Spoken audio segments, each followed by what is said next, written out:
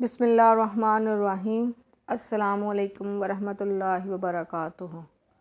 بلال رضی اللہ تعالیٰ عنہ فرماتے ہیں کہ میں مکے کے لوگوں کو بہت ہی کم جانتا تھا، کیونکہ غلام تھا اور عرب میں غلاموں سے انسانیت سو سلوک عام تھا۔ ان کی استطاعت سے بڑھ کے ان سے کام لیا جاتا تھا، تو مجھے کبھی اتنا وقت ہی نہیں ملتا تھا کہ باہر نکل کے لوگوں سے ملوں، لہٰذا مجھے حضور پاک یا اسلام یا اس طرح کی کسی چیز کا قطعی علم نہ تھا۔ ایک دفعہ کیا ہوا، مجھے سخت بخار نے آ لیا۔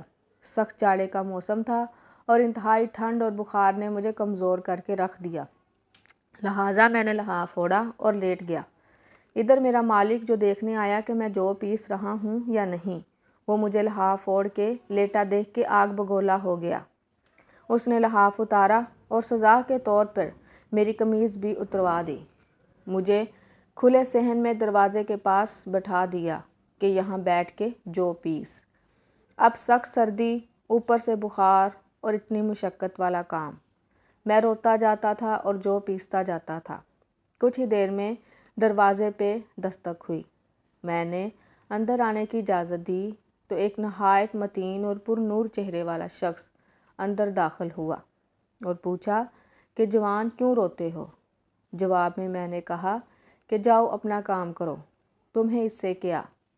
میں جس وجہ سے بھی روں، یہاں پوچھنے والے بہت ہیں لیکن مداوع کوئی نہیں کرتا۔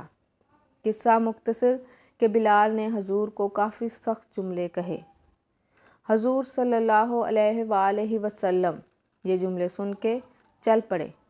جب چل پڑے تو بلال نے کہا کہ بس، میں نہ کہتا تھا کہ پوچھتے سب ہیں، مداوع کوئی نہیں کرتا۔ حضور یہ سن کے بھی چلتے رہے۔ بلال کہتے ہیں کہ دل میں جو ہلکی سی امید جاگی تھی کہ یہ شخص کوئی مدد کرے گا، وہ بھی گئی، لیکن بلال کو کیا معلوم کہ جس شخص سے اب اس کا واسطہ پڑا ہے وہ رحمت للعالمین ہے۔ بلال کہتے ہیں کچھ ہی دیر میں وہ شخص واپس آ گیا۔ اس کے ایک ہاتھ میں گرم دودھ کا پیالہ اور دوسرے ہاتھ میں کھجوریں تھیں۔ اس نے وہ کھجوریں اور دودھ مجھے دیا اور کہا کھاؤ پیو اور جا کے سو جاؤ۔ میں نے کہا تو یہ جو کون پیسے گا؟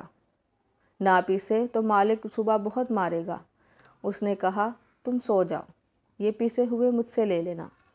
بلال سو گئے اور حضور نے ساری رات ایک اجنبی حبشی غلام کے لیے چکی پیسی۔